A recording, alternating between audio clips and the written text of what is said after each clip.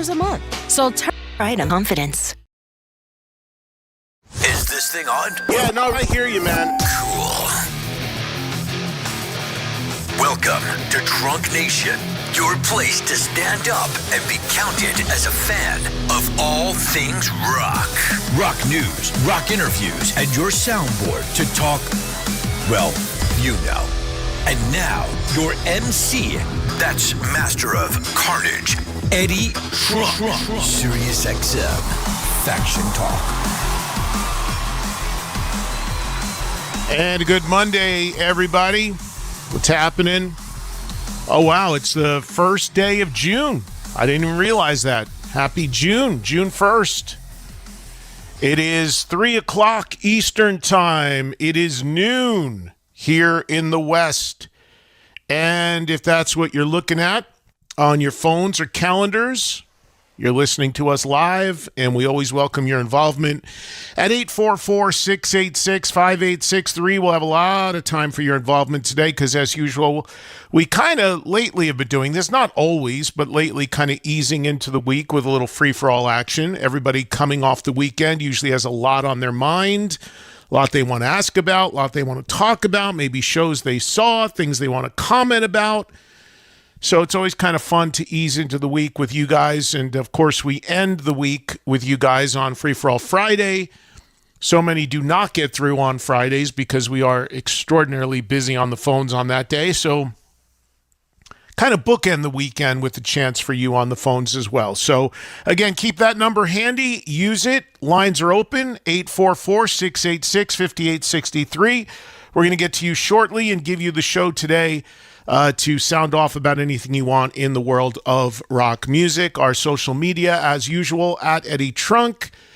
And that would be X, Instagram, Facebook page, YouTube, and the show account at Trunk Nation SXM. You'll find that on X, Instagram, and now on TikTok. And remember, if you're listening live using the SiriusXM app, you can always also dial into the show by just pushing the little phone icon there on your apps, another way to connect with us.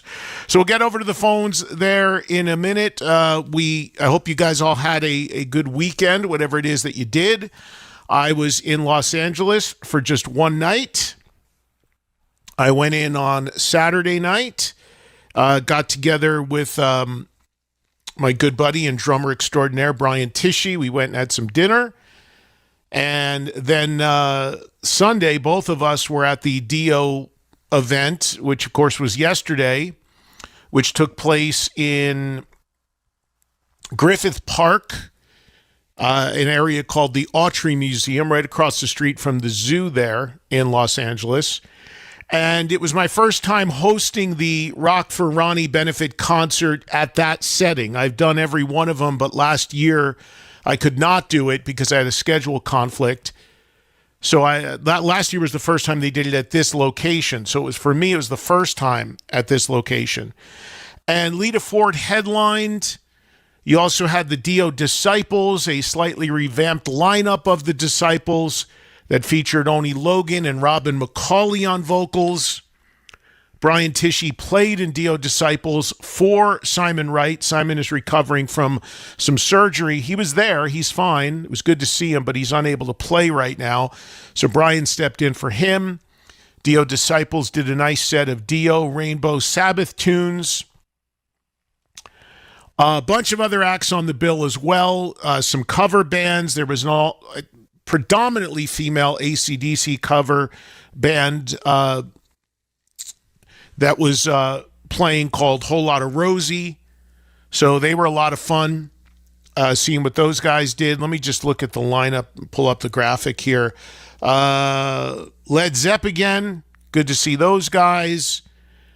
Jason Charles Miller, who is a local musician there, who actually told me he just did a bunch of shows in Japan. But it was cool to see him, more of a blues rock thing, real good. Some real young kids called Saints and Sinners that opened the show, did a few songs. The band Legs Diamond performed. So it was a mix of a lot of different things, headlined by, as I mentioned, Lita Ford, who closed the show. And then there was a jam after Lita. So it was a fun afternoon. It was hot. LA in that area, there's direct sun, especially on the crowd there watching. There's no real cover for the audience, unfortunately. So it was a bit hot, both backstage and in front of the stage. But outside of that, it went well. Good turnout, and saw a lot of old friends, and saw some listeners and some people that tell me they listen to this show every day, and I appreciate that, and said hi to those folks. So it was good, and then most importantly, raised some money for the Dio Cancer Fund, did some auctions. Geezer Butler donated a signed bass. So there were some cool auction items that went out. And then I got out of there at about 6 o'clock and went right to the airport, and then flew right back to Vegas, and was back in Vegas an hour or so later. So worked out pretty well, and always happy to help out the cause, raising money for cancer research and the Dio Cancer Fund. The next event will be in about 6 months, and that is the bowling, which is really a blast and always sells out in Studio City at Pins. That's on again for November. And that will that's always a great time, and I'll be hosting that once again. So there's 2 events, 6 months apart: the concert, which now happened, and now bowling, which will be next a little later in the year. And the concert looks like it's a go already for next year. They haven't announced any of the bands yet, but it's exactly around a year from now. It will happen again, from what I'm told, in the same location. So that was what I predominantly did this weekend, and did see a lot of people there. A lot of musicians from various bands. I caught up with my old friend Keith Nelson, who was a founding member of Buck Cherry. Keith is a great dude, and it's always good to see him. He was jamming with Ricky Warwick, who I also had a chance to talk to for a little bit. Ricky's been working with his band a lot, The Almighty. Ricky told me he's moving back to Ireland. He's from Belfast, and he is going back there. He's been living in LA for a long time, but told me he's in the process of relocating back to his home country and his home area there. And he said one of the reasons why is because much of what he does and much of where he is known is in that part of the world. And he does well in Ireland and England and places like that. So it just makes it easier on him for touring, whether it's with Black Star Riders or under his own name or with the Almighty. But it's good to see Ricky. I spent a little time talking to him and to Keith and a bunch of other folks that I saw. Way too many. They'll come to me as I go. But it was a fun hang in LA yesterday. Again, most importantly for the cause, which was a good one. Looking ahead at this week, we are fairly stacked with guests. We have Phil Collen of Def Leppard tomorrow. Phil is going to be joining us. Of course, we'll talk a little Leppard, but he'll be joining us to talk about a side project that he had for a while called Man Rays, which I liked a lot. And they are putting out a box set of all the Man Rays recordings. So that is something he wants to cover and talk about. And of course, there's always stuff going on with Leppard. They are working extremely aggressively in terms of touring and playing live. I mean, they're out there everywhere, new music coming, so they're as active as ever. So we'll get caught up on some Leppard stuff as well with Phil Collen on tomorrow's show. Wednesday, we got a couple things floating around, and I'm not sure. One of them may have just been confirmed. I'm checking. Yep. Yes, John is confirmed. So John Bush of Armored Saint will be with us on Wednesday in the 3:30 slot. So now we got John Bush Wednesday, and Thursday in studio, Bryan Adams. And we may add in Mickey D of Scorpions on Wednesday as well. That's not confirmed, but we might do a double dip on Wednesday with the 2 guests, but John just did confirm. So Phil Collen, John Bush, Bryan Adams, all this week. And Bryan, again, scheduled to be live in studio with us from here in Vegas. He's about to start a little run of dates, playing acoustic here in Vegas in the Wynn Resort, where we meaning SiriusXM, have our studio. So if all goes well, he will be in studio with us there. And we've done, as I mentioned, we've had Brian on twice, but never in studio hanging out with us. So I'm greatly looking forward to that happening. And again, when we do that, and when I have guests in studio, I often like to let you guys call in as well. So start thinking about that if you'd like to get involved and want to ask Brian Adams a question. So that's what the week is looking like. A quick look back at last week. You know, we did that new music spotlight show again last week.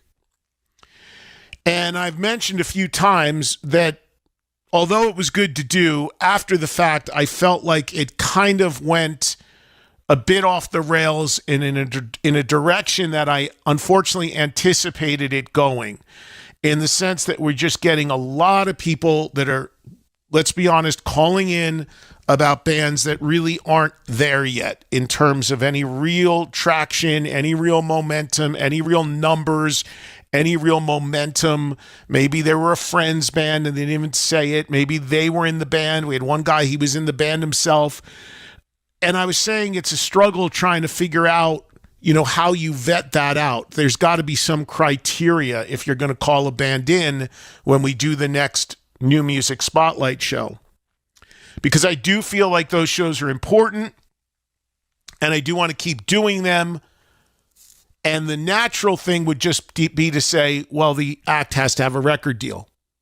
But as we know, there are a lot of acts that don't have record deals that are quite good, that don't want record deals, or have a record deal, but that's not really any real criteria either, because there's a million labels, many you never heard of, that will put anything out. And you could even just make up a record label name and put it on your record. So, you know, how do you create some guardrails to go through this? And we may have an answer for the next time we do that. And it's thanks to Jeff Stevenson, who works for Frontiers Records, but is also a listener of this show. And he was listening to that show. And he suggested using a minimum streaming metric on Spotify. That the act, if you call them in, has to have a minimum amount of streams on Spotify. What did he say, Joel? 4,000?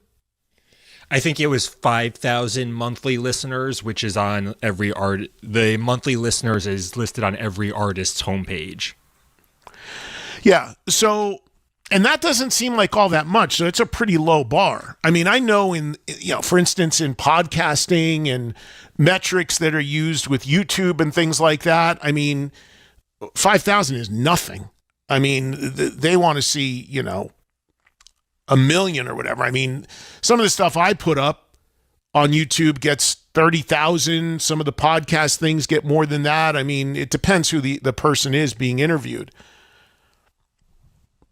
But so 5,000 is really nothing. And well, it's 5,000 monthly, not 5,000 total. Okay, so what does that mean? So it means the average amount of listeners the band is getting per month. Oh, their monthly average. Yeah, exactly. So it's not going to be like only 5,000 people have listened to this artist. It would be 5,000 people are listening to this artist every single month. But still, I think that's pretty low. I mean, yeah, personally, I think that's a pretty low bar. But apparently it's the top 4% of streams on the platform. Right, because there's so many people uploading stuff, probably. That's exactly the point. You see exactly my point. It's like there's so much quantity of stuff being uploaded that even if you're hitting 5,000 monthly average, that's enough to get you in the top 4%. I mean, that says it all right there. That just speaks of the glut of stuff. Which is the same thing with like a podcast. Like, you know, I know that my podcast, again, as you guys know, we take an interview from this show and we put it out as a podcast a couple weeks after the fact so the world can hear it.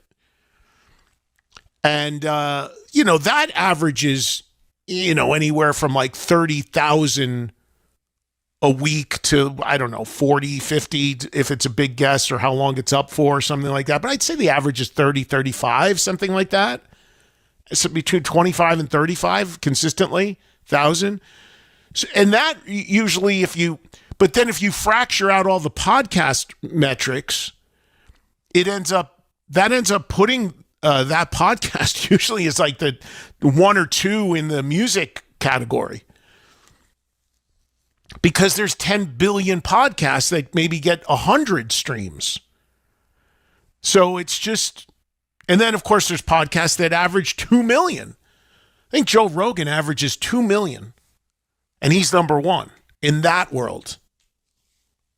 The most amazing thing about what he does is he had a woman on there talking about outer space for 3 hours and he can still get 2 million people that'll listen to it.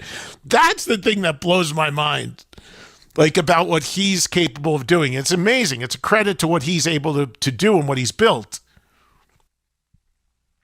Because most things are kind of contingent on how big the guest is.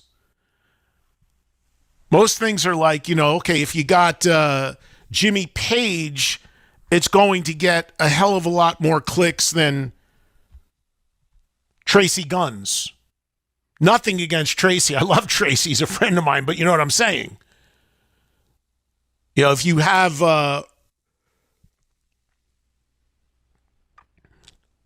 Robert Plant, I don't know. You know what I'm saying. You got a big name. It's just going to drive more traffic. So anyway, that's the point. So I think we figured out how to do it, and I think that's more than fair.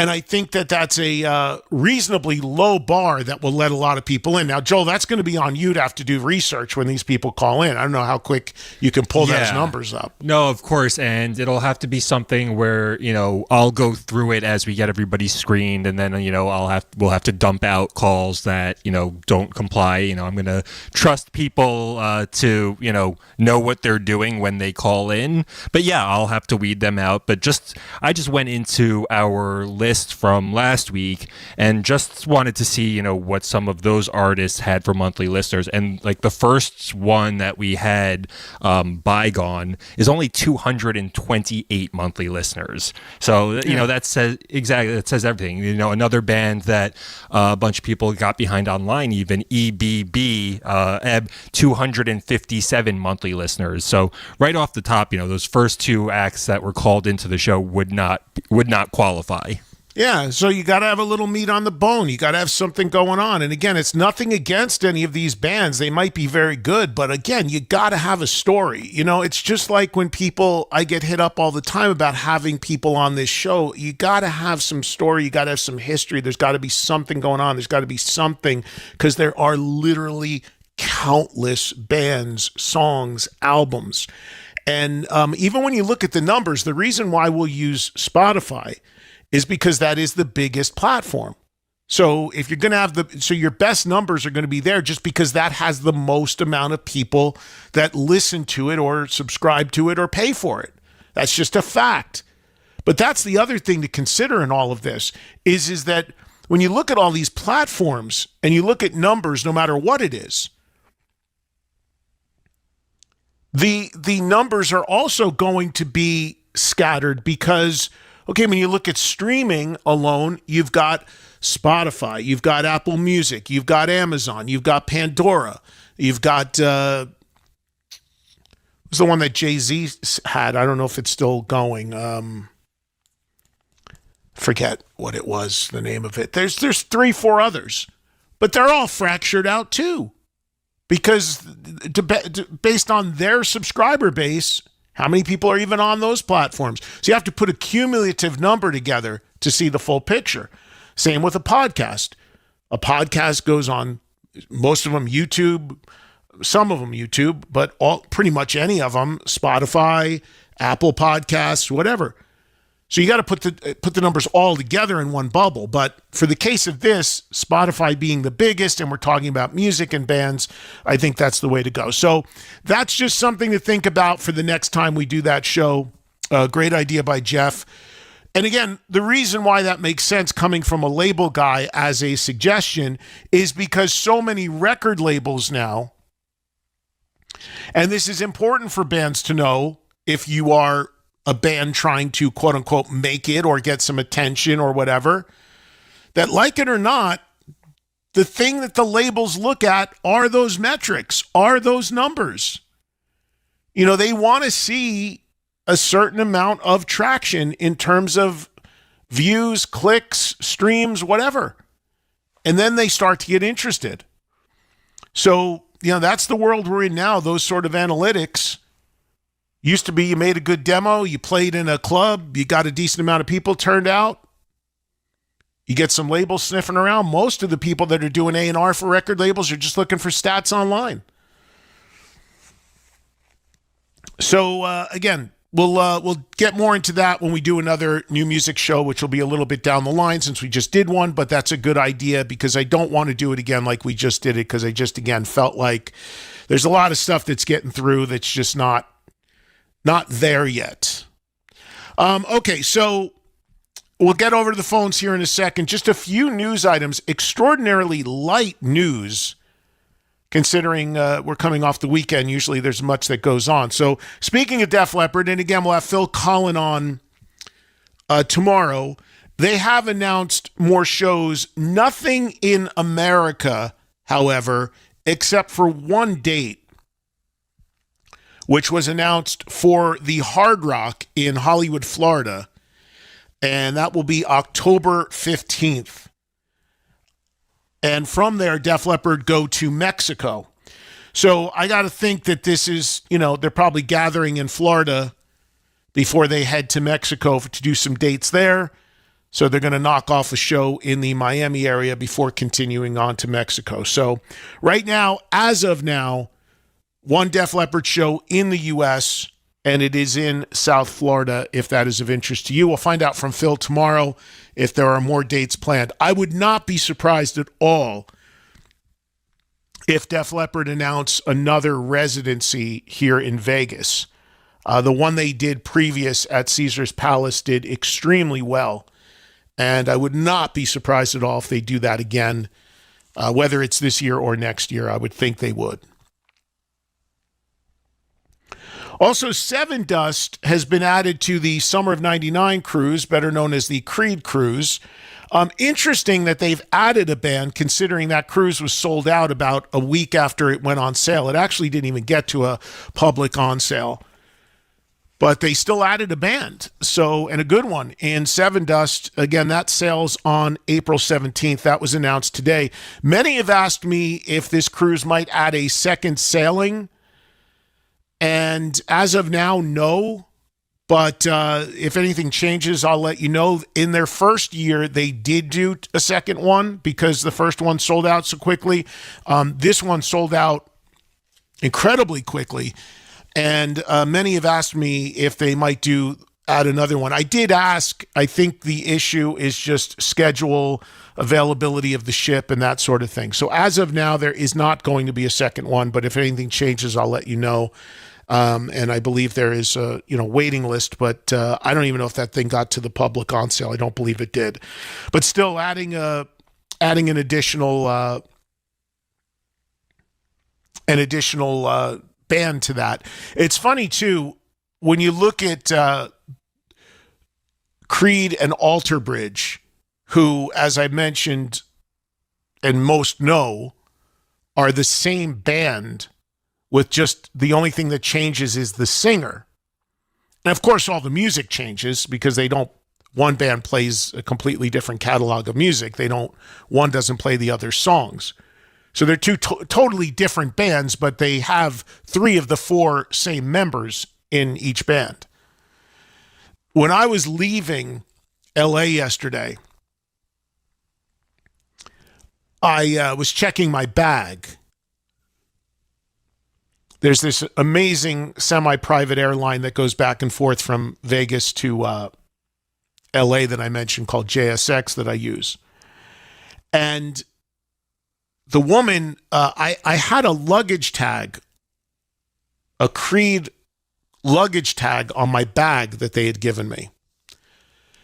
And the woman checking my bag saw the tag and she goes, "Oh, do you work for Creed?"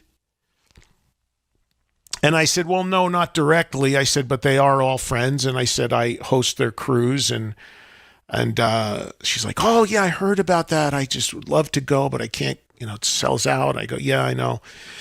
And she said, "Oh, I love them so much. And I went to a show at an arena or whatever when they came back and whatever." I said, "Oh, yeah." I said, "Yeah, they're great," and all that.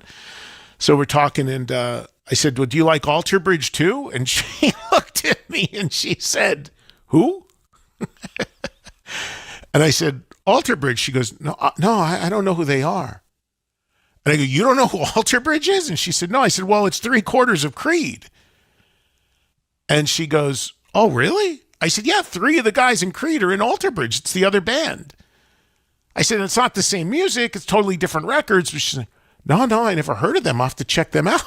They've been around like 20 years. And she goes, "Oh, no, I'll write." She goes, "Right." She goes, "Can you write the name down for me?" And I go, "I did." And she's like, "Oh, I'm going to listen to them." I go, "Oh, yeah, they're on tour right now. They're amazing." So I was like, I go, "Yeah, it's just, Scott Stapp comes out, Miles Kennedy comes in, and it's, again, totally different songs." But she's like, "Oh, yeah, I'll have to check that out." Just amazes me because it just showed, the difference when you have massive hits and one band has massive mainstream hits and the other is an amazing band but doesn't really have that. I was just astonished that she had no knowledge of Alter Bridge at all, but loved Creed. But, that just shows the difference. And it's just funny because if I was checking a bag in England, that whole scenario might have been reversed. Because there, Alter Bridge is the arena act, and Creed is not that big of a band, or at least wasn't. So, really interesting perspective there. What else can I tell you? I thought this was interesting. Yesterday in Maryland, they did a screening. Remember the famous documentary Heavy Metal Parking Lot? That was shot in 1986, exactly 40 years from when it was shot in Maryland. Yesterday, they did a screening of the Heavy Metal Parking Lot documentary. If you don't know about Heavy Metal Parking Lot, it was done at the Capitol Center in Landover, Maryland. And these guys went into the parking lot while people were tailgating before a Judas Priest concert. And they just filmed the tailgate. They filmed the parking lot. They filmed what was going on. And it's an amazing time capsule of 1986 and metal and just what it was like, to be a kid getting ramped up to get ready to go in and watch a metal show, in this case, a Judas Priest show. So that's become a cult classic over the 40 decades. And the folks that made the film, I guess, found some additional footage and did some Q&A. And now they're talking about maybe rolling it out more for its 40th anniversary. So I thought that was kind of cool. That happened over the weekend. And also wanted to let you guys know that another track is going to be released from this coming John Sykes EP. We have talked about this before. There was one song already released. John Sykes had done a record deal with an Australian label called Golden Robot to make a solo record. He then pulled out of that record deal, did not complete the record, did not give them the record, but then ultimately never released the record. I'm a massive John Sykes fan, as you guys know. I was a friend of John's. I was trying desperately for years to get him to put music out. He was always apprehensive about doing it. And then a few months ago, this label announced they were going to release a song. John had given the label some tracks for what was going to be the album. I don't know if it was completely finished or not. If they were demos, I'm not sure how far along it was, what the label has. But the label has already had previously released one track called My Guitar, and have now announced another track called Believe in Yourself, which they will officially be putting out in a couple weeks. I've listened to it. Again, I know this material because I was friends with John and in touch with John and knew about all of this as he was making it. And as many of you know, the pre-band was going to be a band with him, Mike Portnoy, and Billy Sheehan, and this material was going to be part of that band. Then when that band didn't happen, John made this into a solo record. So, John's family has not been supportive of this stuff coming out. The label maintains they are within their rights to do it and that they are doing it out of respect to John because they feel people should hear his work. So another track, Believe in Yourself, coming out soon, officially, through this label. And if you're a big Sykes fan, again, an interesting peek into what he was working on and hoping to put out at the time of his death. I believe there is now the label is only doing an EP because they may have only been given limited amount of songs by John. But I know there is a full album. What comes of that, and if that ever comes out, I do not know. But I do hope that it does. Because I heard it, because he played it for me. All right, that's what I've got. Joel, anything you want to jump in on? No, like you said, not a lot going on in the news. The birthdays today are Ronnie Wood celebrating 79 and Mike Levine celebrating 77. Oh, okay. Well, Mike Levine, of course, bass player, original member of Triumph, has yet to join the band on stage. And it doesn't appear like he's going to because the tour is winding down. But it would be wonderful if Mike could get back up there. But with whatever he's dealing with health-wise, unfortunately, he has not been able to appear with Triumph yet. But a big happy 77th birthday to Mike. I'll have to send him a note.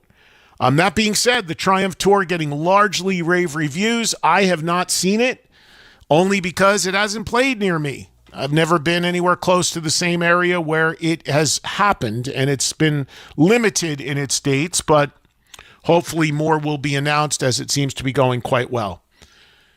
So we will wish Mike Levine a happy birthday, and Ronnie Wood, 79, of course, from the Rolling Stones. So happy birthday to him as well. We'll see if the Stones play more shows. We know the new record is coming, but nothing yet on live shows, and they've said if they do happen, it won't be this year. Okay, thank you for that, Joel. So with that, we will take a break. Don't forget, it is Monday, of course, so you know what that means. It is double show day for me. Immediately following this show, I will do 3 extra hours for Trunk Nation on Hair Nation, and that's over, of course, on Sirius XM 39 with music, talk, and your requests. But the rest of the way, it's you on the phones here on our first of the 2 shows on Monday. We got busy lines. We'll let you guys sound off on anything you want in rock, and we will do that right after this quick break.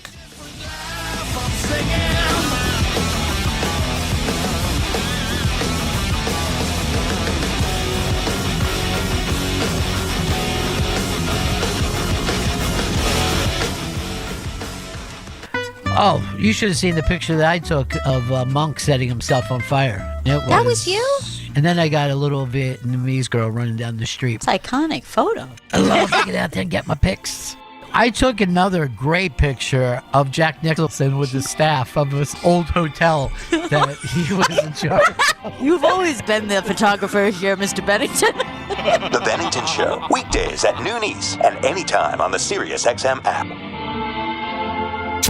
new generation of hip-hop superstars was born on SoundCloud. This Sway Lee. So Camo. T.I.P. the King. Stay connected to what's popping online now with SoundCloud Radio. A Sirius XM channel where new hip-hop is always on. Them drums banging, you can hear them thumping. Clear the runway, because we about to take off on SoundCloud Radio. For a limited time, starting Friday on Channel 44 and always in the Sirius XM app. My dad passed away unexpectedly. Of course, it was awful in every way, but we are very grateful that he had life insurance. So even after he was gone, he was still able to provide for us. And that's why I have life insurance for my family. Ethos.com. They make it fast and easy to get covered. It's 100% online. You get a quote in seconds, and you can apply in minutes. You get covered the same day. Get your free quote at ethos.com/quote. That's ethos.com/quote. Paid spokesperson. Time spent on application may vary. Online health questions required. Rates may vary. Ready for big fun? Start for free at Chumba Casino. Sign up and enjoy a welcome bonus with gold coins and sweeps coins to explore hundreds of online social casino games, all from your phone. Spin, play, and discover something new whenever you feel like it, with no downloads needed. More games, more ways to play. Let's Chumba. Only available in permitted states. No purchase necessary. See terms and conditions for details. VGW Group. Void where prohibited by law. 21+. Chuck McDowell here with Red Pocket Mobile. How long have you been stuck with the same phone plan? 2 years? 5? 10? Are you tired of surprise fees and confusing bills? Switch to Red Pocket Mobile. With Red Pocket Mobile, premium 5G plans start at just $10 a month. Pick a plan, lock in your rate, and that's the number you'll see on your bill every month. No hidden fees and no long-term contracts. And here's the kicker. Red Pocket lets you choose from 3 major 5G networks, not just one. Pick the network that actually works where you live and where you work. Try one, and if you like it, keep it. If not, switch to another. Never be stuck with a single network again. Plus, keep your phone, keep your number. Red Pocket Mobile, your new ultimate cell carrier. New customers can switch and save 50%. Choose from all 3 major 5G networks with one locked-in low price and no contracts at redpocket.com. Redpocket.com. You've put in the work to get that first job, moved up the ranks, or started a family. Now it's time to take your success to the next level. At University of Maryland Global Campus, we're here to help you keep that momentum going with educational programs built around real-world, in-demand career skills. We'll teach you how to apply emerging technologies like AI and data science, plus timeless skills like leadership, communication, critical thinking, and more. Affordable, accredited, and online. A UMGC education fits your life so you can keep growing while you keep going. You've succeeded before. Now succeed again. UMGC believes your budget shouldn't limit your potential. That's why UMGC awarded more than $21 million in scholarships last aid year to eligible students, community college grads, service members, and veterans. Find out if you qualify today. Classes start June 10th. Learn more at umgc.edu. Certified to operate in Virginia by Chev. And we're back to talking all things rock. Every type of music, from heavy groove stuff like Sepultura and Prong and Metallica. With your host, Eddie Trunk. Sirius XM Faction Talk. I just love that channel. All right, we're back, and we are live here on a Monday and throughout the week, talking rock with you, as usual, in the 3 to 5 Eastern window, anytime, live or on demand. Get caught up on shows, interviews, etc. using the SiriusXM app. Should be a very busy week. We're already set up as far as guests. As mentioned, Phil Collen of Def Leppard tomorrow, John Bush of Armored Saint, and formerly, of course, of Anthrax on Wednesday, and on Thursday, in studio, Bryan Adams. Of course, Friday will be our Free For All Friday. So busy week, and good to have all this good stuff going on. Good to have you guys listening, and of course, love to bring you guys into the show whenever possible, either with the guests or even just open phones, which we're about to do right now. So with that, we'll start in Nova Scotia, and we'll welcome Robbie as our first caller on this Monday. What's going on, Robbie? Hey, how are you? Good, man. What's going on? Good. So I've got a controversial concert review. I've seen all the clips online of David Lee Roth. I heard all the horror stories. My buddy and I from high school drove 10 hours down to New Hampshire to see him on Friday, and it was spectacular. Okay. I don't know. We weren't really sure what to expect, and we've seen all the clips like everyone has. I'm always a little cautious because I've recorded clips at concerts and go home and listen to them, and it doesn't sound like anything like I heard in my head just because I think you're close to a monitor or what you might be hearing. So he delivered the goods as far as I was concerned. Does he lean on the backup band and the singers? Sure. I mean, he's 70 years old. I'd be surprised if he didn't. But he did 2 hours and 10 minutes, and I don't think it could have been better, honestly. And I wasn't sure what we were going to see, but I would go back next week to see him again. He was so good. And I know there's so much bashing. I just thought somebody should say something positive because our Robbie, you there? Did your phone drop? Robbie? Yes. Your phone dropped out there for a second. What were you saying? You said last we heard, you said you'd go back next week. Yeah, I mean, he did lean on the backup band and the singers, and for sure. And like I said, if he didn't, it would have been surprising at this point in his career. But I don't think the show could have been better. Robbie, did you say that he played for over 2 hours? 2 hours, 10 minutes, no break. Really? And it was all Van Halen songs, or what did he do? All Van Halen. He had 18 songs. There was probably 2 spots within the concert where he kind of riffed a little bit, told stories. So I'd say that would have been about 10 minutes of the show. But 2:10. We were stunned. 18 songs, I believe. And, most Van Halen songs are very short. Actually, most Van Halen songs are like 3 minutes long, three and a half minutes long from his era, especially.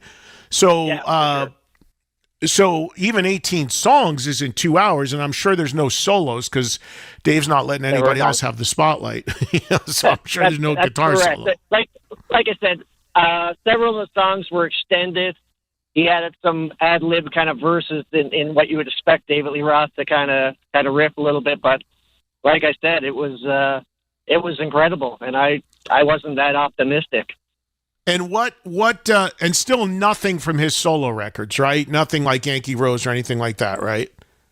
Not a thing. Strictly Van Halen, and they did do a blues jam in the middle. That was a little bit. Again, I wasn't really sure what it was. My buddy, who's a guitarist, said it was just blues kind of mishmash. And the other comment from, again, my buddy's a very good guitar player.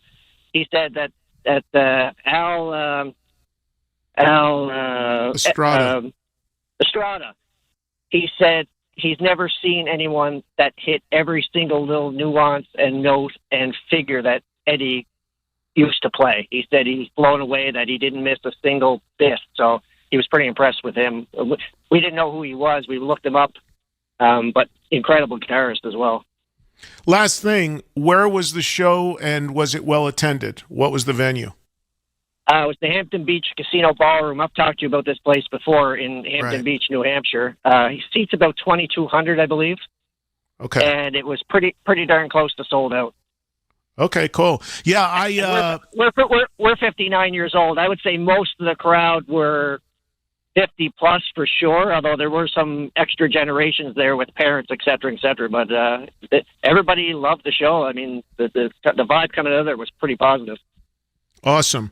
Robbie, thank you. I appreciate that report. Robbie with a positive review on David Lee Roth, something that we have not gotten much of from people who have seen the show. I've yet to see it.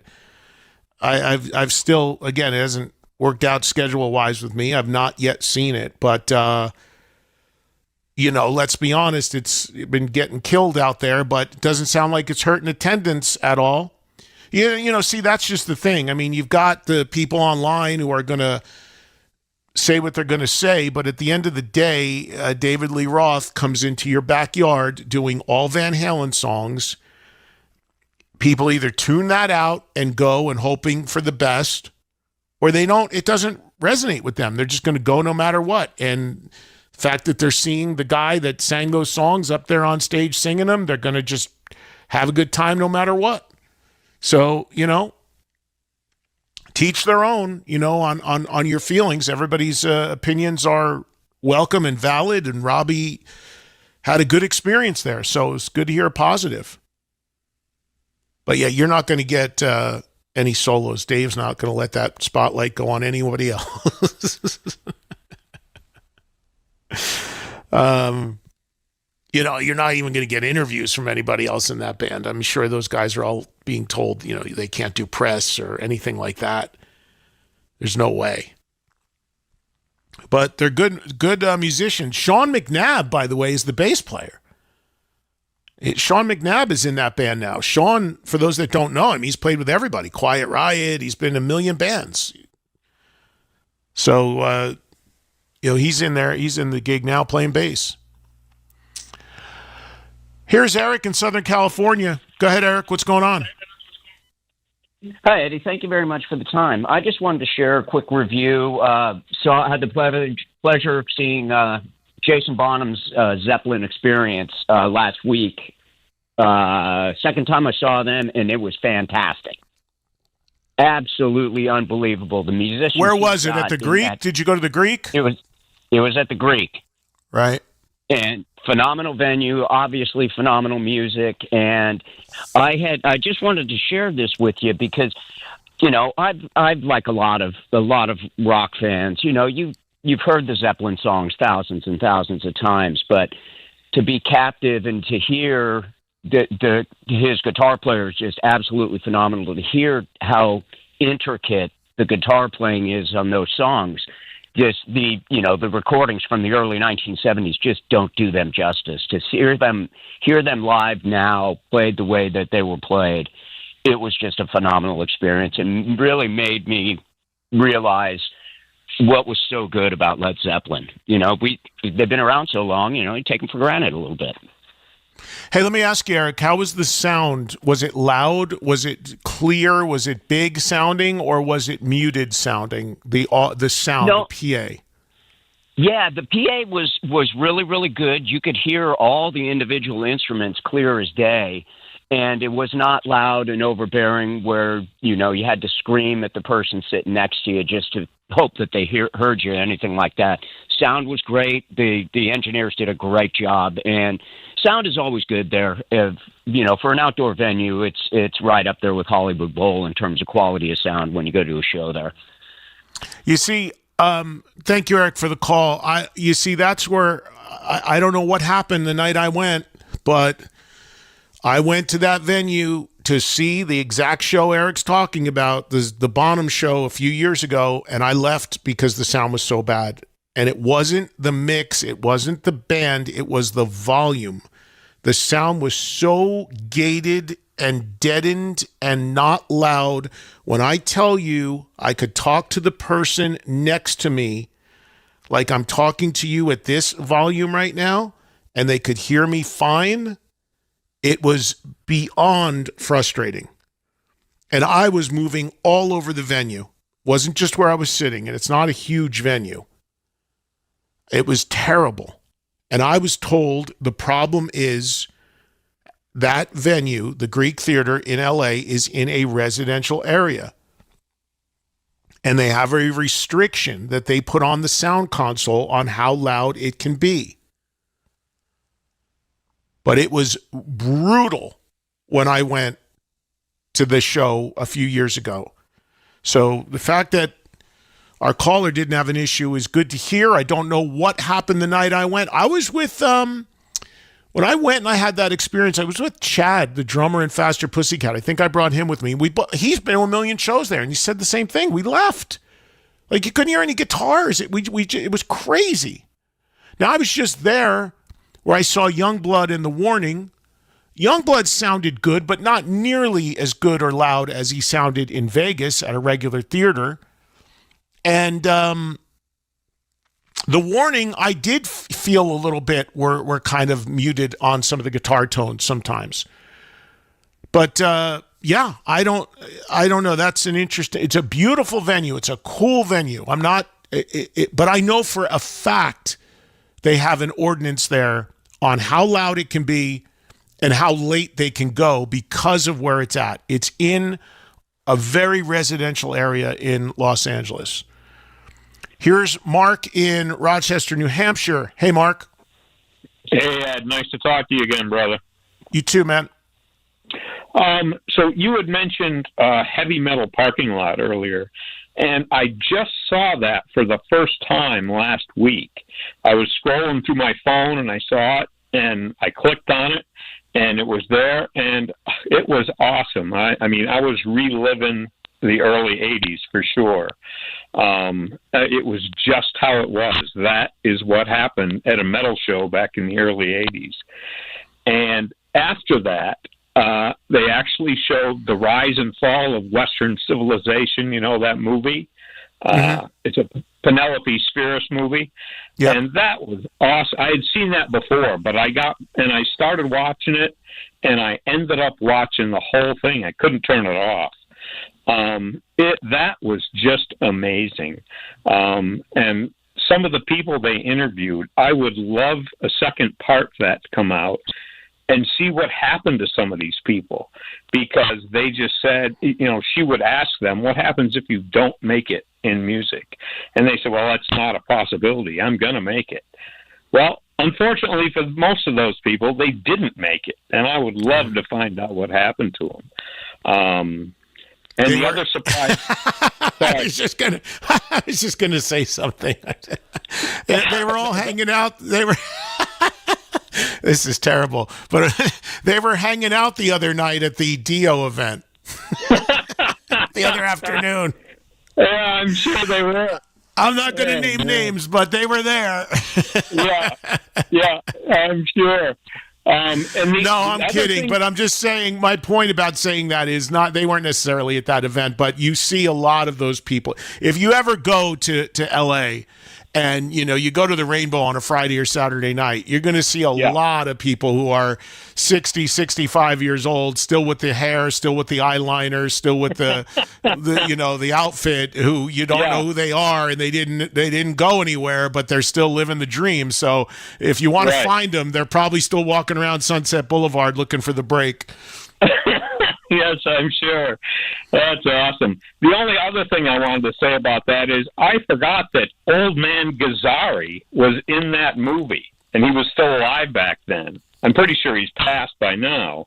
From the Club Gazzaris, and they showed they had a talent thing about a bikini contest, which he was in charge of, and that it was just quite. Which I don't think you could ever get away with now. Oh, I'm sure not. But anyway, I just wanted to bring that up. If people haven't seen that, try and find it, because it is really, it's a throwback right to 1984, and just shows, what happened back then out in L.A. Yeah. Thank you, Mark. Appreciate it. Yeah, I don't know if do they still do bikini contests anywhere? I'm sure they do. But, I don't even know if that's acceptable anymore. Because I mean, I don't know what's acceptable and not anymore.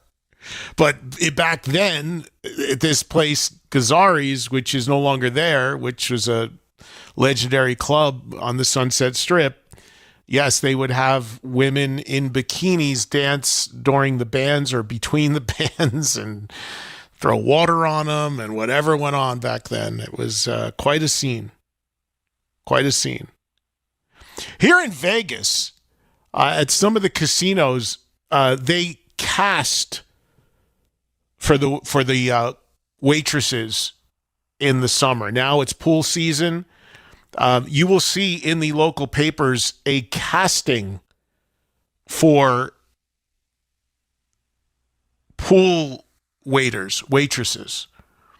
And what they mean by casting is that, you got to send a photo. You got to look a certain way if you're going to walk around in your bathing suit and serve drinks So there's still some of that goes on in this town. It's old school here. But I don't think you get away with it on the Sunset Strip. Who knows? I mean, there's still a couple strip clubs on the Sunset Strip. Not that I've gone in them. Truly, I haven't. But they're still there. So I don't know. But yeah, his point is interesting about the Decline of Western Civilization, the Metal Years movie, I went to, speaking of LA, I was at the Rainbow last year because Tom Morello puts together a table at the Rainbow a few times a year, and he gets a bunch of different people, and we all just sit, eat some pizza, have a few drinks, and tell rock war stories, and it's fun. It's just a hang. He just does a get together. Last time I was there, Nuno was there, and just people, industry people in bands. So it's fun. And one of the people that was at one of the ones I went to was Penelope Spheris, who I met very briefly. But I don't know if she's ever had the idea of doing that. The caller's idea is a great one. It's to do a second part and talk to those people now who made it, who didn't. Because obviously there's big name people in there, but there's also a lot of people who didn't, were chasing the dream that didn't get there. And look, some of these guys have gone on to some very successful things, just not in the music industry, or maybe not in front of the camera or on the record jackets, but extraordinarily successful behind the scenes. Whether they're producers, people who mix records, songwriters, whether they do nothing at all in the music industry, but have found another thing that they're super successful at. I told you guys about Greg Giuffria. Remember the band Giuffria, Call to the Heart? And Greg was in Angel? Greg lives here in Vegas. He's extraordinarily successful as a businessman. Developed some program for a slot machine, owns a casino. I mean, super successful. Still dabbles in music, but, so there's people like that. I just saw Mark Ferrari at the Dio event yesterday. Mark is in Keel, Cold Sweat, never huge bands, but Mark went on to have build a huge company in music publishing. Did very well. So there's, some of the stories might not be that they're wandering around Sunset Boulevard right now with their eyeliner on at 62 years old. Some of it might also be the flip side of that is they might be massively successful, but just not in a business or in a way that you would know publicly. Here's Caroline in Fort Myers. Hi, Caroline. Hi, Eddie. Thank you for taking my call, and thank you for your show. I just love the variety of topics and opinions, and I love Free for All Days. It got all kinds of great news. Thank you. So do I, because you never know what we're going to get into, and I love just talking to you guys more than anything, so thank you.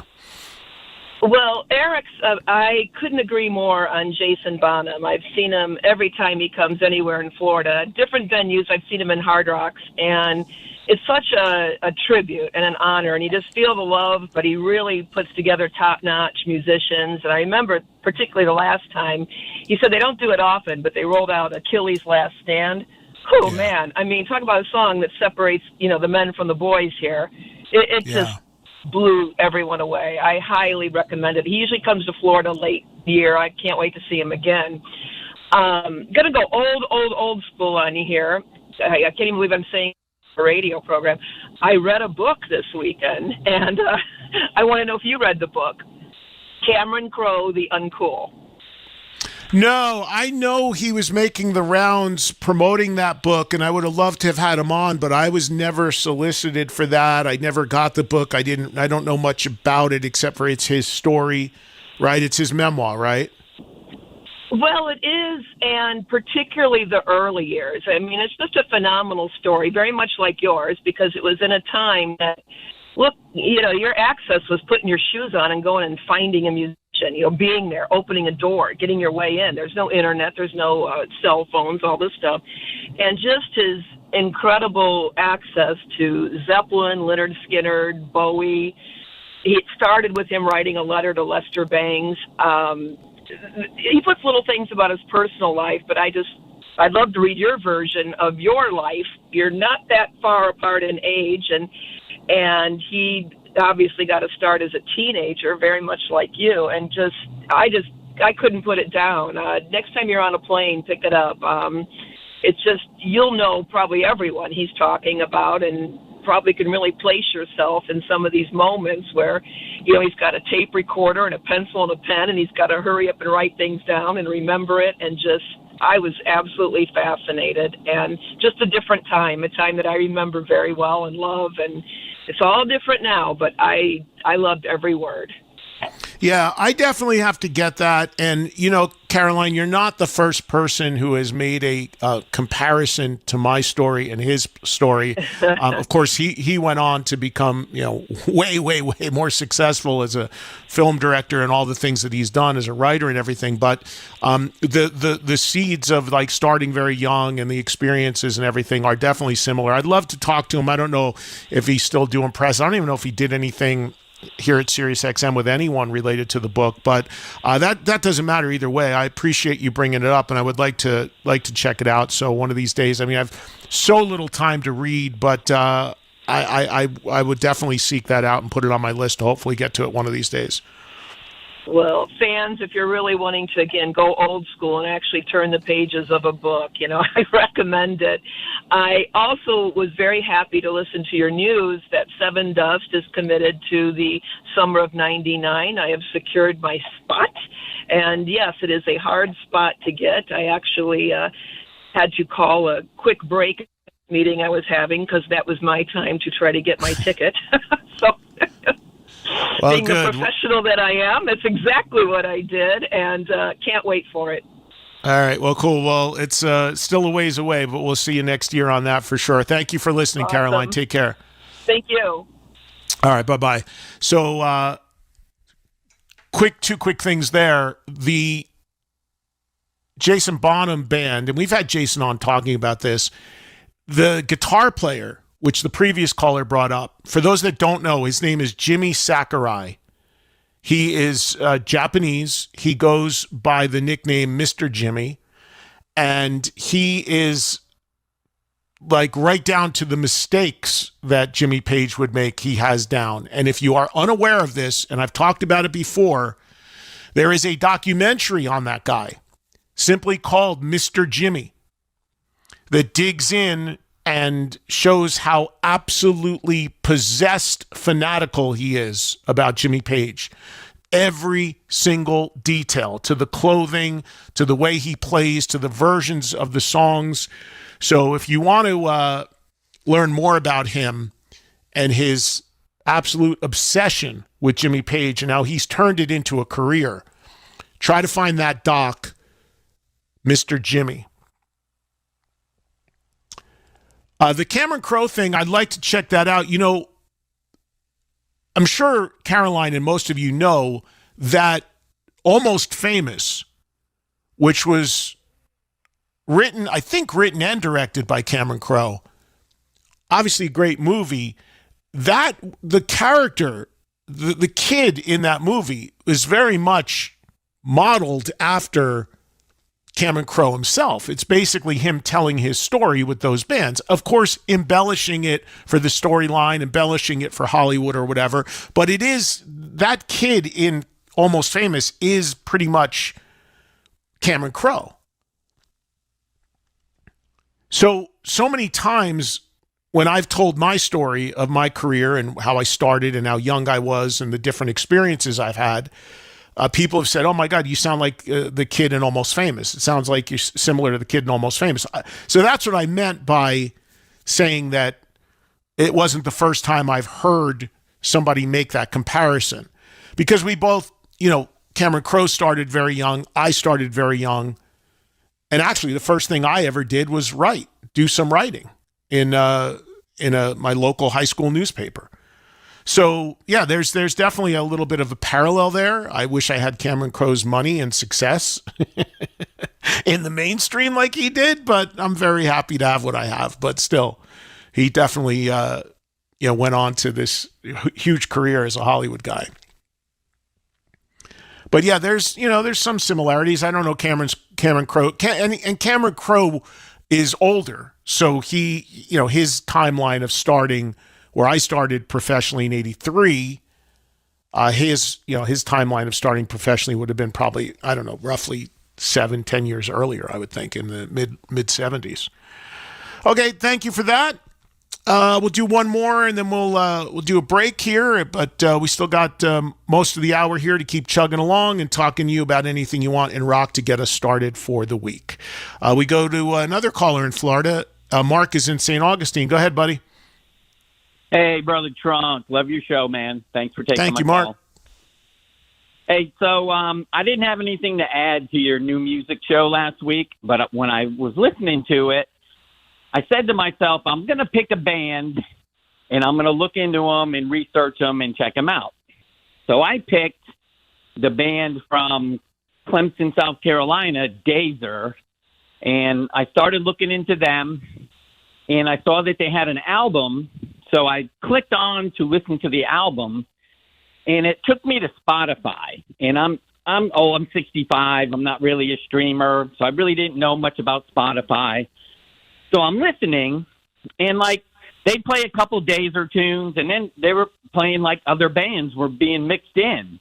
And I was going, oh, okay, this is kind of cool. So I started checking out who the bands were. And so one of them was Wings of Steel. One of them was Spread Eagle, but the one that really really made me curious was Black Swan. You've obviously heard of them. Have you heard their records? Yeah, it's Robin McCauley. I just was with Robin yesterday because he was at the Dio event. He sang with the Dio Disciples. I just talked to Robin yesterday. Yeah, I saw the picture, and it was ironic because I wanted to talk to you about them. That is a phenomenal band, dude. How is that not a new band that we could mention in that show? Is it you just could. Because they're like a super group?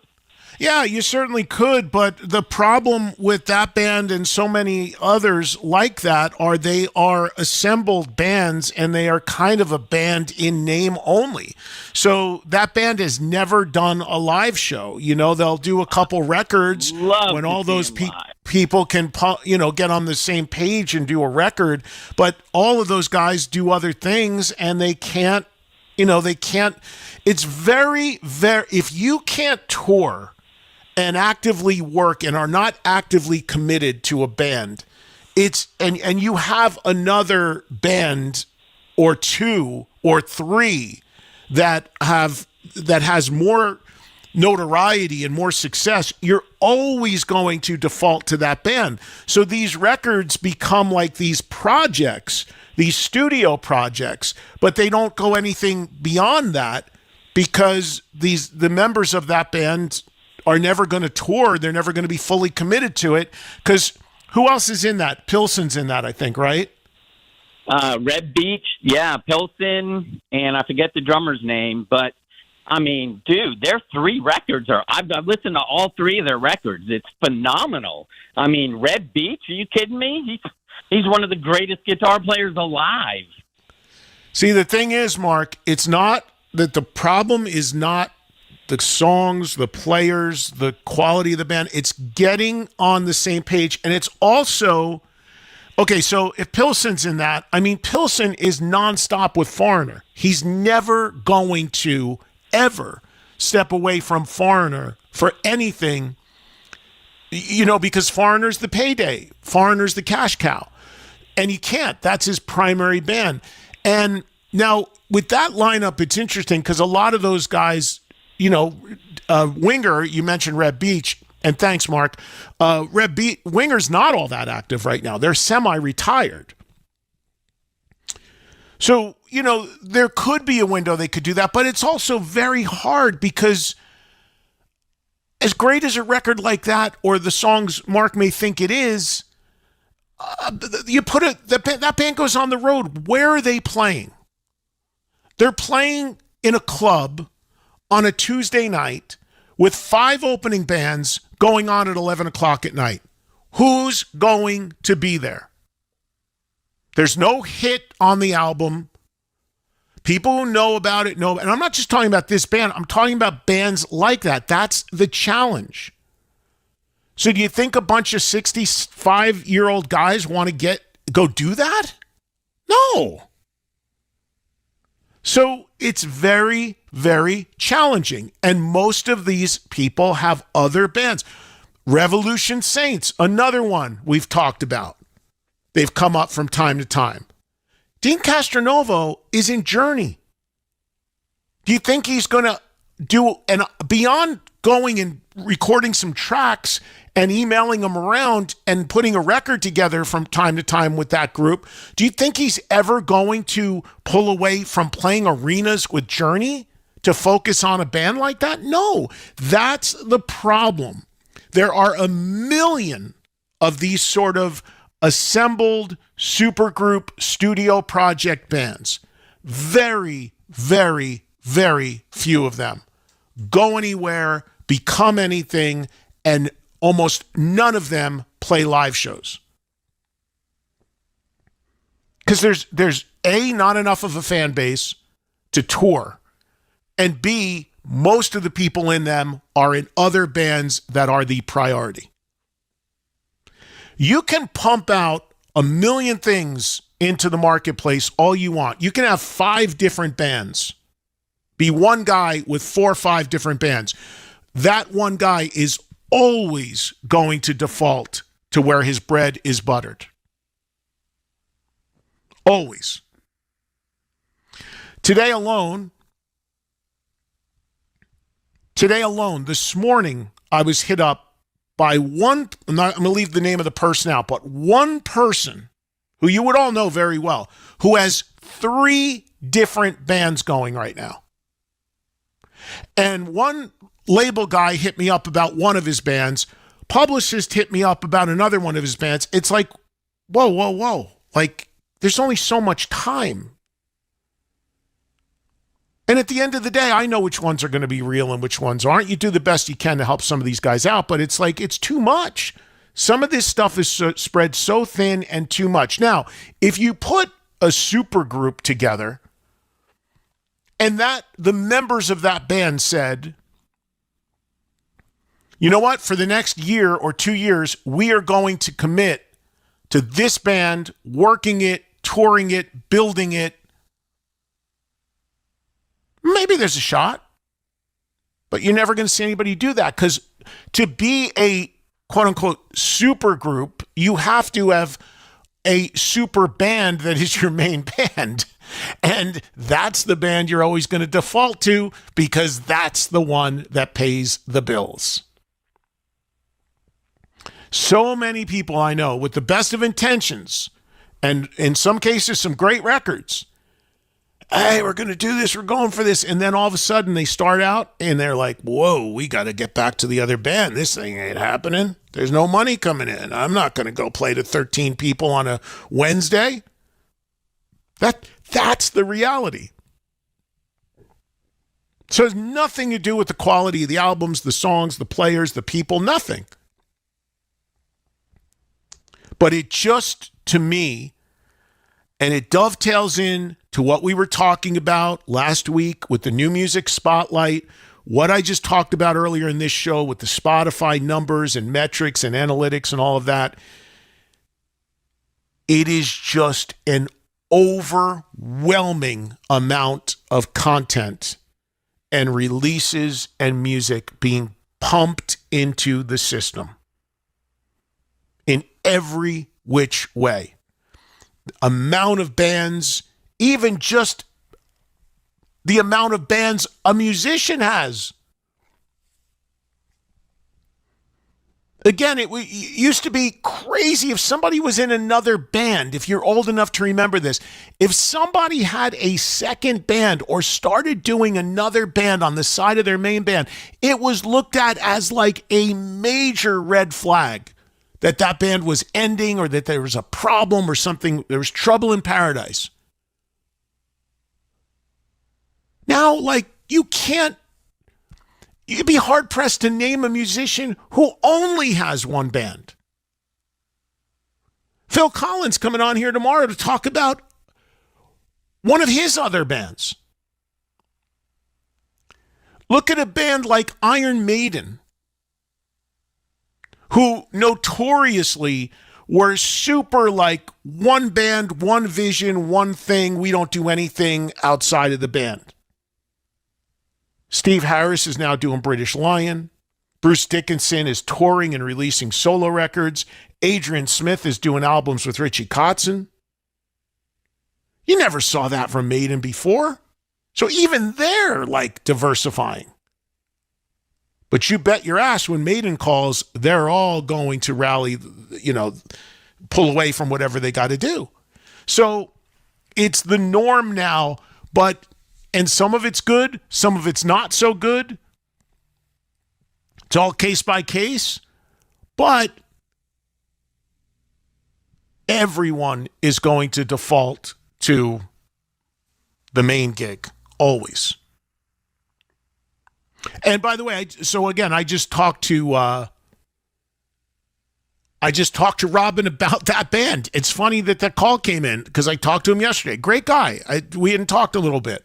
He's like, yeah, it's never gonna be a live show. It's like, it's a studio project. Doesn't mean it's not good, but I'm just saying that's why it does not get more out there. Because if you aren't touring and you're not working something aggressively because of this glut of stuff, you ain't ever going to get on anyone's real radar.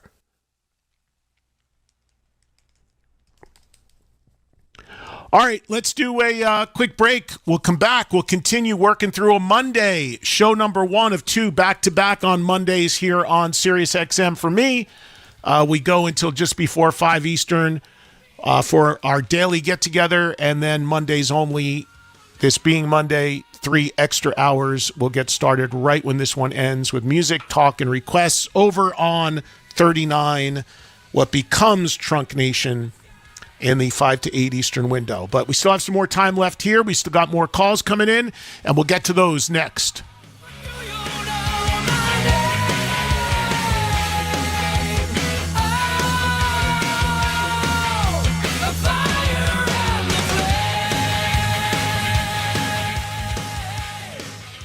Country music's biggest stars. It's Cody Johnson. Hey, it's Ella Langley. This is Riley Green. And biggest fans. Oh man, country music, can you beat this live? Converge on downtown Nashville. Give me some real. CMA Fest. With exclusive live interviews, performances, and more. What happens at CMA Fest stays at CMA Fest. But we're going to have a good time. Amen. All 4 days, starting Thursday. CMA Fest! On the highway. Channel 56. And in the SiriusXM app. Are you a small business owner struggling with cash flow issues? Look no further than AmeriFactors, a trusted partner in business funding. With AmeriFactors, you can turn your unpaid invoices into fast cash. Say goodbye to long payment cycles and hello to quick and easy funding options, even with less than perfect credit, including bankruptcies. If you need working capital to make payroll, buy inventory, or to expand your business, AmeriFactors has got you covered. Working with AmeriFactors was the best decision. Our business is thriving and growing. Without AmeriFactors, we never would have been able to get to this point. With AmeriFactors, you can focus on what you do best, running your business, while they take care of providing cash flow and accounts receivable management. Their team of experts are dedicated to providing personalized solutions focused on the success of your business. Fuel your business growth with AmeriFactors. Call AmeriFactors today, 800-884-FUND. That's 800-884-3863. Or visit AmeriFactors.com. Said it once, love it always. Hunter Douglas automated shades move with your routine, thoughtfully adjusting throughout the day to create the perfect balance of light and privacy. With PowerView automation, your shades welcome you to the day with a gentle rise in the bedroom, lift in the kitchen during breakfast, and close in the evening for complete privacy. And with our PowerView app, control is always within reach.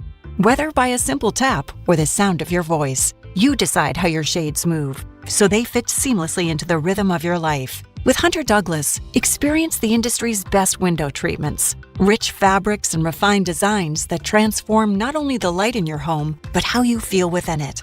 With the guidance of a local Hunter Douglas expert, you'll find the automated solution that's perfectly suited to you. Discover what decades of innovation can bring to your home with Hunter Douglas Shades. Explore automated shades today at hunterdouglas.com/explore. That's hunterdouglas.com/explore. Philo's got that rhythm you've been looking for. A steady tempo of the biggest shows, an endless flow of hit movies, and the TV moments that match your vibe. From your favorite throwbacks to the hottest movies, the best of Black entertainment all comes together here. With all the top channels like MTV, VH1, TLC, BET, OWN, TV One, WeTV, and so much more, their lineup hits just right. Plus, over 80,000 movies and shows are available to stream anytime, anywhere. And with the unlimited DVR, you can record your favorites, rewatch them for a whole year, and skip the ads. Because the good stuff is always worth a replay. Best of all, plans start at just $25 a month. So turn up the volume on your streaming experience and come find your rhythm right here on Philo. Sign up at philo.tv today to start your 7-day free trial. That's PHILO.TV. Philo.tv. And now, talk that rocks. Trunk Nation in a house, baby. Trunk Nation with Eddie Trunk. My hero, my idol, my friend. Action Talk. All right, we're back. And let's get back into it on the phones with you guys here on Trunk Nation. And let's say hello to Steve in Tampa joining us today. What's going on, Steve? What do you got? Well, I had hoped to give you a Black Crowes concert review, but from yesterday, but that didn't happen. So my brother, a couple months ago, he's like, I bought the tickets, Black Crowes, Whiskey Myers. I want to see Whiskey Myers, but my wife, his wife didn't want to go, and I knew work could always pop up for me. So yeah, I'll go. So keep in mind, this was at the amphitheater in Tampa. Last time in late 2004 or 24, Crowes played 2,000-seat theater over in St. Pete. Dug it, loved it. I've got the previous last album, but not the new one. Anyway, nervous. I'll take a breath. So my brother buys them early, and then I inform him, the amphitheater in Tampa doesn't have a roof now after the Hurricane Milton, I believe it was, blew the roof off. So there's no shade. I worked the load in and load out with the Stagehand Union for Kid Rock the day before. So I got to bed very, I worked the day before till about 1, whatever. You know how it is winding down after a gig. My brother got sick. I'm almost thankful, right? Because I didn't want to stand in the sun. And I wasn't thankful he's sick, but he's okay now. And he's like, first of all, I'll be quick. He paid $118 per ticket, 2.5 months ago. And then 3 weeks later, he's like, oh, look, they're $40 a ticket for what we paid. In short, he's trying to resell. And thank you for the Dark Wizard. By the way, the HBO doc, that was great, or wherever it was. So yesterday, late afternoon, I told him to sell them earlier. On Ticketmaster, pretty much by 2:30, all tickets were going for $40. And I think it was an overplay because Whiskey Myers, last time Black Crowes were around, they played a 2,000-seat theater. So in short, by 2:30, if you wanted to go see the Black Crowes and Whiskey Myers, you could have got $40 tickets from Ticketmaster everywhere. My brother was trying to resell them. They were $118 a piece. I feel so bad. They were offering $16 each on resale. Yeah. So, I didn't think I would have went. I would have went if by myself or given all my buddies, my friends were working or out of town. I would have gone if there was a roof, but I'm not standing. So people, if you want to see the Black Crowes, I think it was an oversell. With Whiskey Myers, my buddy's 16-year-old daughter went because she wanted to see Whiskey Myers. Love the Black Crowes, but you know what I'm saying. The last couple times, 2021, they did play that amphitheater because the hype of they getting back together. I was long-winded, but everyone listened to Edward, and I didn't want to bust my brother's chops too much, but he was upset a month later, going for $40. Yeah. Dig the show, brother. Thank you so much. Thank you, Steve. Yeah, well, I'll tell you, again, what Steve is saying there is not at all surprising. It's basically, deciphering that what it comes down to is, what I always say and what the world is figuring out every day more and more. And that is, as they say online, pays to wait. So Steve's buddy or whoever it was, $115, couldn't get $16 for it when he had to sell it. And then, of course, those $115 tickets were going for $40 by the time the show started. It's awful. It's an awful, awful thing going on. It's been going on for years with concerts. And it is absolutely, in my opinion, playing into this new narrative that you're hearing in the last couple of weeks, blue dot fever, because you can go on these seating charts and see all these blue dots, meaning unsold tickets. It's taken longer than I expected, but the world is figuring it out. The minute you go on and buy a ticket and you click agree on that box that says you agree to flexible pricing and your ticket price may change, that's it. That's it. You've agreed. Now you have no recourse, and now the ticket you just spent $116 for might sell to the person next to you for $30 or $40. It's rampant. It's not just that show. Now, I don't know much about Whiskey Myers. My understanding, I've never really listened to them. My understanding is they're a big band in more of a country rock world, I guess. Black Crowes, of course, I know and I love. But it was a bit, so I will admit, a bit surprised when I saw some of the venues for that tour. Because as Steve mentioned, when the Crowes first got back together, there was a little more juice because they had just gotten back together. Now they've been together for a while, 2 studio records, both great records, by the way, but let's be honest, new music doesn't really drive any of these tours for any artist. And I was surprised when I saw the step up in venues. Like in the New Jersey, New York area, if I'm not mistaken, their date is at the Prudential Center. Joel can check that, I'm pretty sure. Which is in Newark, which is, considered the New York, New Jersey play in that area. Prudential Center is a full-on 20,000 cap arena. The Devils play there. It's a full-on arena. The Nets should play there. If there was any logic, they would have went there and stayed New Jersey instead of Brooklyn, but I digress. But it's a full-on arena.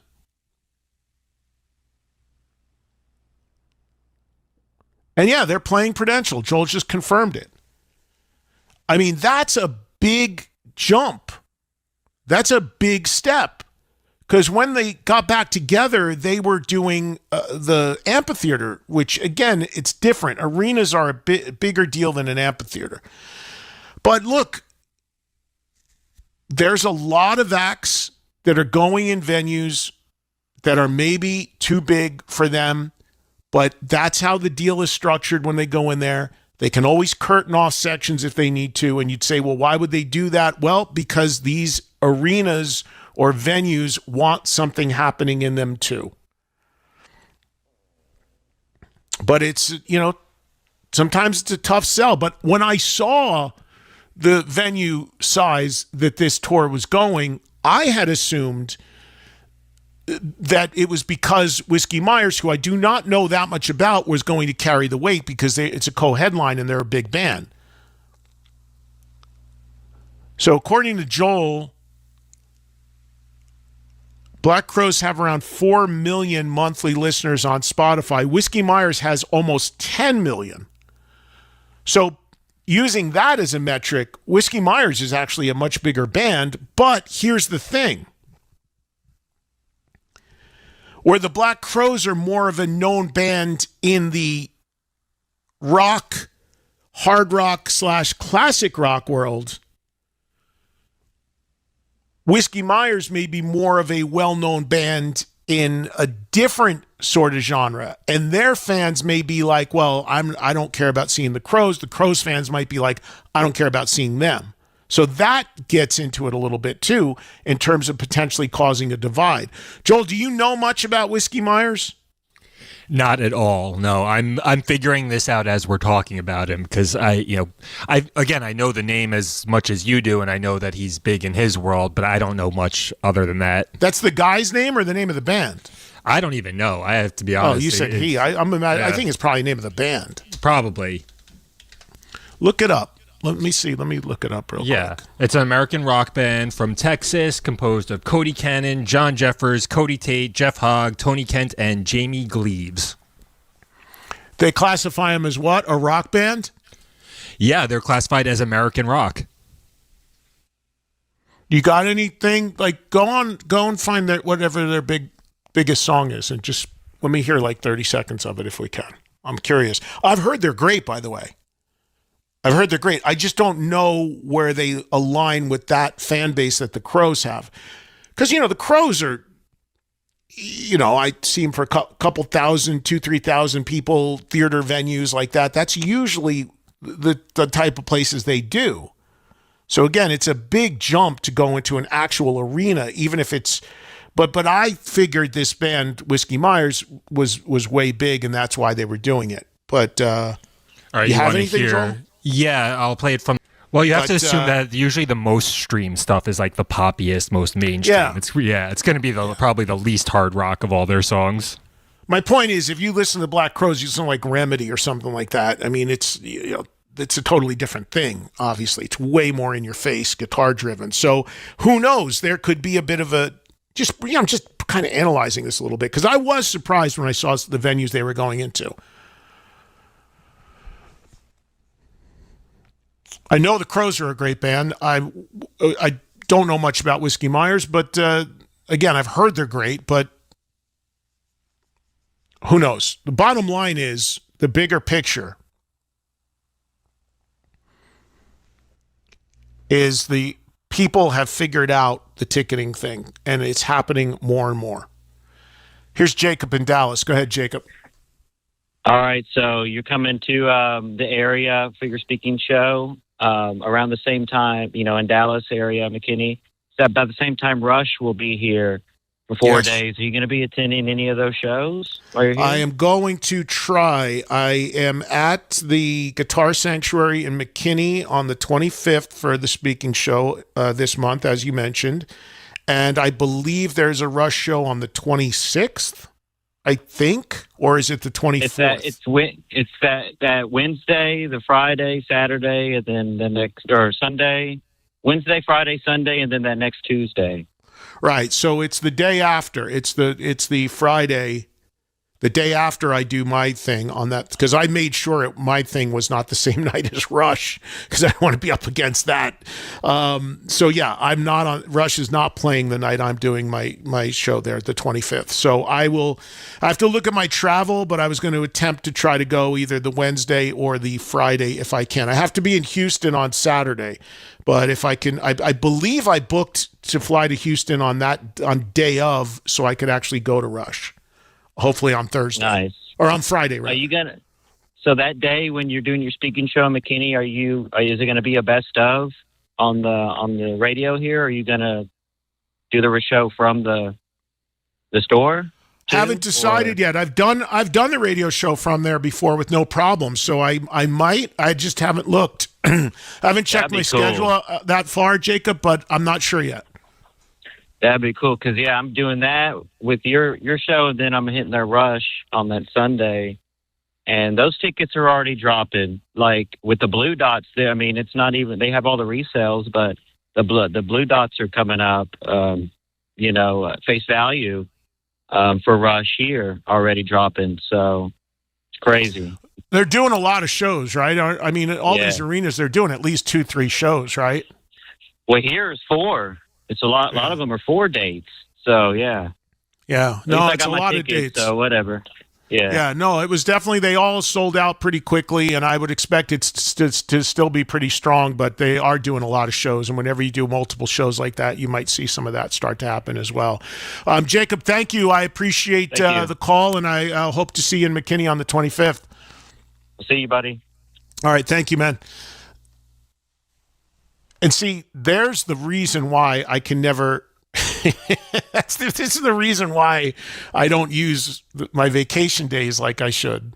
Because to Jacob's point, my thing would be like, well, you know what? I got to use some days here. Let me just relax and not have to worry about doing a radio show and take 2-3 days off and do my own gigs there, whatever. But, I want to do the show. I want to be able to cover everything that's going on. So then I don't use days, and then I'm sitting there like, I'm already like way behind on using days. So, but it's a good problem to have when you love your, working and what you do so much, but still, it's,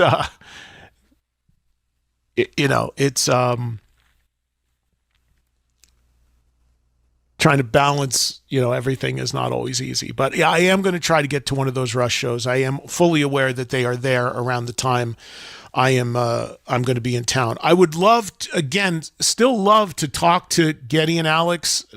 Maybe once I go see him, if I get a chance to talk to him, I can see what's going on as far as an interview. Those guys have been friends for years, and I know they are doing stuff, and I know they've done some interviews. They have not done one thing yet here with anyone, though, on Sirius XM, which is kind of, I don't know what I don't think there's any reason for that. It's just what they're doing and what they aren't doing is interesting. But, of course, we had Alex on several times for his latest band, but would love to talk to them a little bit about this on the air, and maybe, hopefully before, or if not, maybe after I get a chance to see them live, which hopefully will be in Texas. But yes, one of the reasons why I wanted to do Dallas around that time was Rush was there. I have to be in Houston anyway on the 27th to host Tom Kiefer. So put that speaking show on the 25th, but made sure it was not on a night that Rush is also playing. So you can come out and see me talk and tell some stories for a fraction of the cost. And at my show, you get free beer. There you go. What a bargain. Pete, who's in Waco, Texas. What's going on, Pete? Hey, Eddie, long-time listener, first-time caller. It's an honor, sir. Thank you, Pete. Welcome. Hey, I just wanted to call in and just in talking about aging bands and performance. I got the chance to go on Friday night to San Antonio and see King's X. And, of course, those guys, mid-70s, man, they absolutely killed it. Well, I think Doug is in his mid-70s. I don't think Jerry and Ty are, but I think Doug is. Doug is significantly older than people would ever believe because he still looks great. Yeah, he does. He does. And still, like I said, just those guys are just phenomenal. I also feel like they're one of those bands that really should have been bigger.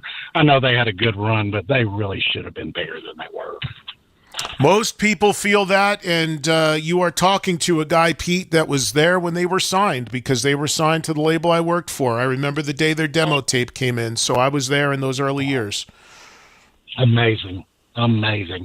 Nope, that's all I had. Like I said, I just wanted to comment that was an excellent show. I think it was the second show of the run they're doing right now, and it was phenomenal. Well, I appreciate that, Pete. Thank you for the call. And, yep, King's X is an interesting band because they are a phenomenal band. They are still the same three guys. When we talk about bands with no original members, or how many are out there that actually have all original members, King's X has never not been Ty, Jerry, and Doug. And they still are, and they're still touring. And Doug is, I believe, mid-70s at this point. And people can't believe it, because he still looks great and he's still very active. But my history with those guys goes back to when I was working at Megaforce and they were signed. Doug is 75, Joel just told me, Doug Pinnick. But, man, when they were signed, I remember like it was yesterday, Johnny Z walking the demo tape into my office saying, listen to this, tell me what you think. I think they're amazing. We should sign them. And it was a video demo, actually, on VHS tape. And I said, John, I agree, but I don't know if we should sign him. And he said, why? I said, because I don't think Megaforce is we can get this done for them. I don't think we can do the job. Because this band needs radio and this band needs certain kind of marketing, and we don't, we're the label that brought you Anthrax and Raven, and he's like, yeah, whatever. And I was like, it's your company, man, but I don't know if we can break them. And he was like, a little time went by and they didn't have any other record deal offers. And John was like, I don't care. They're amazing. We're signing them. I said, okay. Signed them. Flew them to New Jersey from Houston. They spent a couple days with us, had some dinners, barbecues, got to know them. And that's where it all started. At the time, they were managed by a guy named Sam Taylor, who was almost like a fourth member of the band, who had worked for ZZ Top. And we put out their records, and people absolutely knew about them and heard them, loved the records, also thought they were going to be huge. Didn't happen. To this day, people think King's X has like platinum records. They've never even had a gold record, but they are loved by the people that know about them. But unfortunately, my assessment was true in that we were not the label that could break them, and we couldn't break them, and we didn't break them. And then they ended up going directly to Atlantic, who was our distributor, and they couldn't break them. And since they've been on 2 or 3 other labels, and they still couldn't break. But again, they are they're great guys, great players, and they've done well, and they have a very passionate fan base for those that do know about them, but could never get them over the finish line.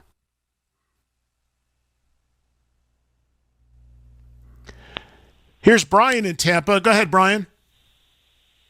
Hey, Eddie, I got a quick concert review / controversy for you. Speaking of Black Crowes, Whiskey Myers, everyone. So I was at the show last night. I live in Tampa. They played at the amphitheater here, and I've seen both bands dozens of times. They're always great. And Whiskey Myers, by the way, think of them as like a Blackberry Smoke, type of band. That one song you play is it is a softer acoustic song. Most of their stuff is very guitar driven. As an example, I think one of their big songs is called Frogman. So they're really, really good. But do they work? Hold on, let me stop you, Brian. Let me stop you right there. So, but are they compatible with the Black Crowes in terms of fan base and direction? They are. Totally. They just released a song. I don't know if you heard it. I think like a week or 2 ago, Whiskey Myers and Black Crowes just released a song together, a new single. And Chris is known. I think Kevin's their lead singer. I can't remember his name, but they've been close before and have collaborated on stuff recently. So they're both really good. They blend well together. Okay. So here's what I was going to tell you. This actually, I was curious if you were going to cover this in your news rundown. If you go to, as I'm talking, you or Joel could pull this up. TMZ actually covered it, which is why I called in, and this will probably pick up some steam in the days ahead. So during the show last night, halfway through the Crowes set list, both bands sounded phenomenal. All that was great. The weird part is, and we don't get into politics on your show unless it has like a major crossover, and here's why I bring this up. So in the middle of the show, right before they went into She Talks to Angels, at the end of whatever the song was before, on the big jumbo screen, they had a picture of the Black Crow in like an Uncle Sam outfit dressed in red, white, and blue, right? And so as the song was closing, like the crowd, again, we're in Florida, so we're not in other states. The crowd starts chanting, USA, USA, right? Because there's red, white, and blue on the screen.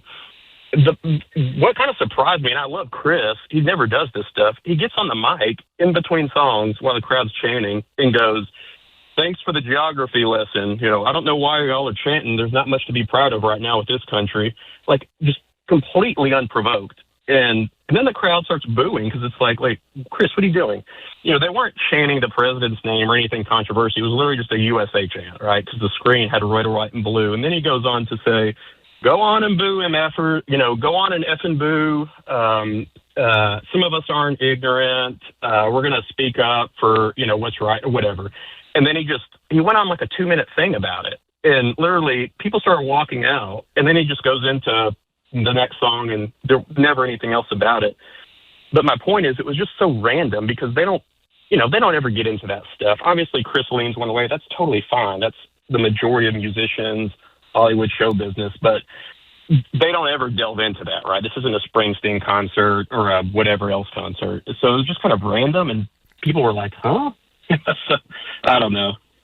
Yeah, I've not seen that on social media. I've not seen that happen. I've not seen people talk about it. I'm not for a minute saying, Brian, that didn't happen, but I've not seen coverage on that.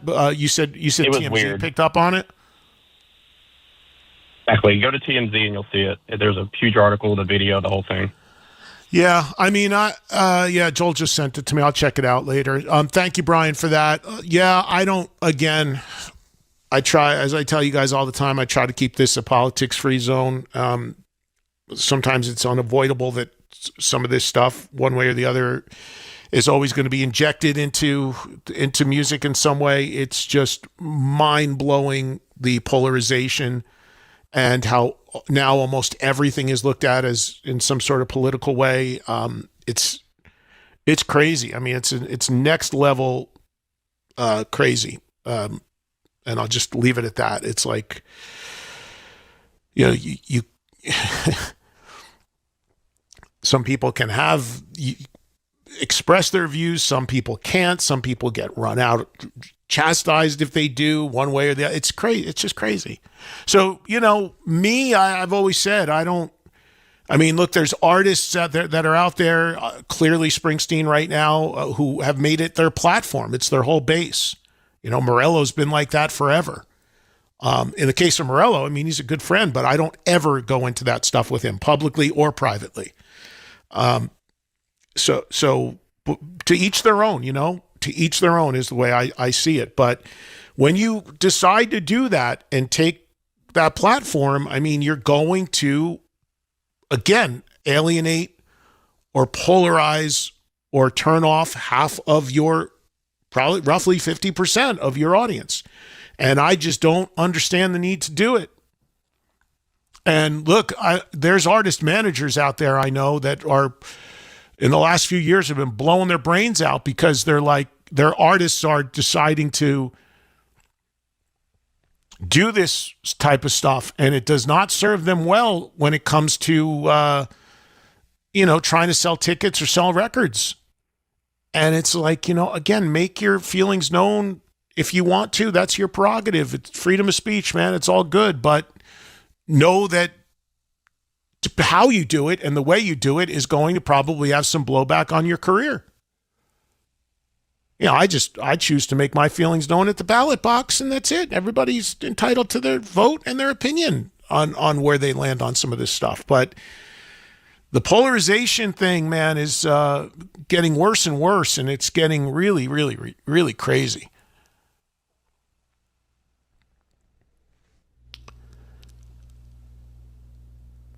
Let's say hi to JP in St. Paul. What's going on, JP? Hey, Eddie, how are you? I'm good. What's going on? I want to know why I asked that for you. You're always good. Hey, that last call, what a bummer, that these narratives have to continue like that. You can't say anything. And you should be able to be, and by the way, real quick, JP, on this, the one thing that you should be able to do, I don't care where you land politically, you should be able to be patriotic. You should be able to. Oh, absolutely. This country is about to celebrate 250 years. Through everything of the last 200, you should be able to say you're an American and you're happy to be a man. You're proud to be. Real quick, just for some context on this. This isn't political, but just so just to my point about being still very much the greatness of this country, which I believe through the good, the bad, the ups and downs. There's the guy who sings for Steven Adler. His name is Ari Kamen. If you guys have seen Steven Adler or Adler's Appetite, now it's just under the name Steven Adler. If you've seen them in the last probably 10 years, you've seen this guy singing for Adler. He sings exactly like Axl. And he's amazing. moves like him, looks like him to some degree, dresses like him. Not it's an impersonation act, but he very much channels Axl. He was in a GNR tribute. That's where Adler found him. Reason I'm bringing this up, because it ties into the previous call.